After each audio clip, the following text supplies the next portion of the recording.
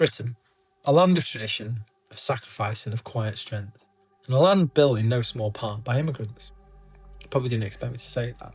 But today's episode is not a rant about immigration, and it's not about race. It's about values, about honour. It's about telling the truth.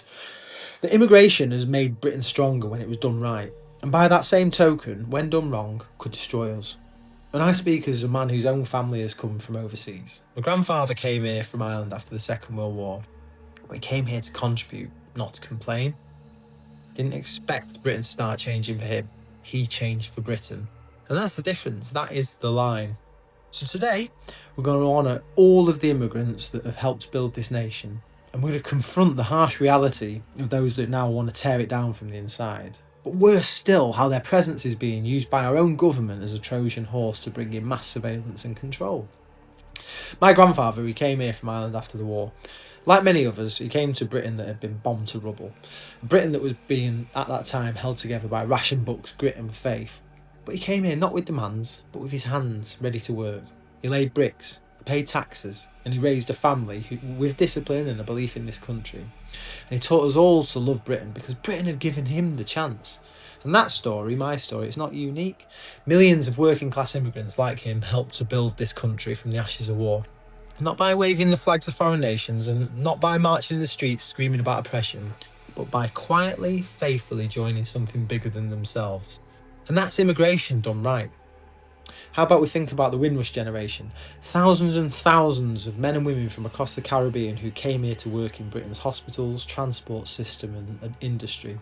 Nurses, bus drivers, cleaners, soldiers, people who brought their music, their food, their culture, but who respected the nation that they'd come to. They didn't start demanding that the Queen apologise, didn't start burning flags, they raised families who became proud Brits. Racism did exist, yes. Was it easy for them? No, but they pushed through with dignity and honour. And their legacy lives on today in every black British doctor, teacher and officer who belongs here. And there's countless more examples. There was the Ugandan Asians who fled Idi Amin in the 70s and then they went and built successful businesses. There was the Sikh and Hindu communities who opened the shops, ran the post offices and taught their kids to respect the country's laws. And these people didn't invade Britain, they joined it. Not because they were forced, but because they wanted to. And they all made Britain stronger. And I'll tell you something else.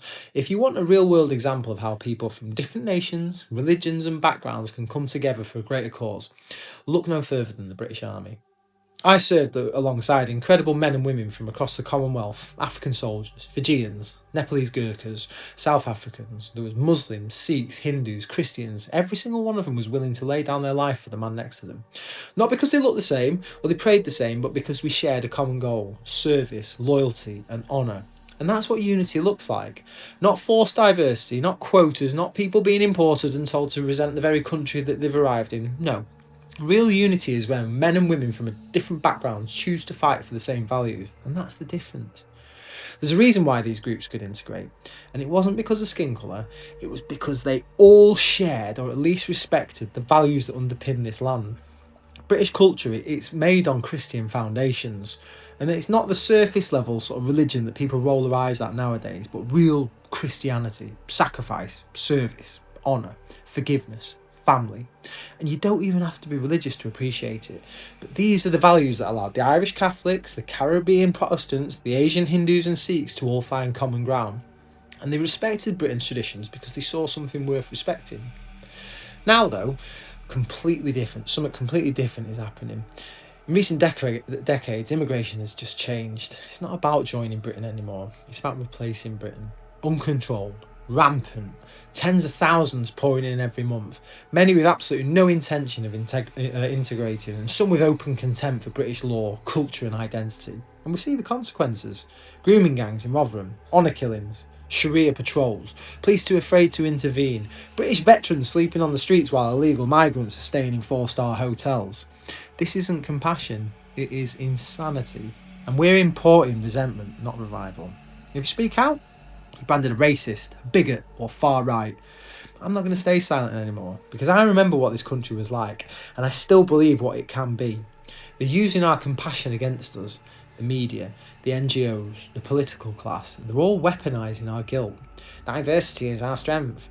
Britain has always been a nation of immigrants. No, Britain has been a nation of law-abiding citizens and values and of earned belonging. What we have now is not diversity, it's division. And that division, it's been engineered. When people arrive here waving foreign flags, attacking our police and then chanting about the destruction of the West, that's not immigration, that's subversion. But we have to ask the big question, why would our own government allow this? Why would our own government encourage it? Why spend billions on migrants when your kids' schools are crumbling and your mum can't even get a GP appointment? Because immigration, the chaos, the tension, the breakdown and the problem that they need is all designed for the solution they want. David Icke calls it problem, reaction, solution. Step one, yeah? Create the problem, flood the country with unvetted immigration and allow crime to rise, undermine trust in the system, cause fear, outrage. Step two, wait for the reaction. The people will demand action. We need to know who's here. We need to feel safe again. Step three, introduce a solution. Digital ID, biometric scans, facial recognition, AI surveillance, social credit scores, all sold to you as a way of keeping you safe from the problem that they created. That's not a conspiracy, and that is a strategy, and we're falling for it. If you want a strong nation, you need strong boundaries, physical ones at the border, cultural ones in the soul. You can be black, brown, white, Irish, Sikh or atheist. If you love this country, you respect its laws and you uphold its values, you're welcome. But if you come here trying to change it into the place that you supposedly fled from, you're not a refugee, you're an invader. And it's time we said so. Not with hate though, yeah? But with truth and conviction. Because Britain is worth defending. And part of defending it is being honest about what's good, but also about what's being dangerous. So let me say this loud and clear. I'm proud of all of the immigrants who helped to build this nation with love and loyalty. I honour my grandfather, the Windrush generation, and all of those who came here with humble hearts and strong hands.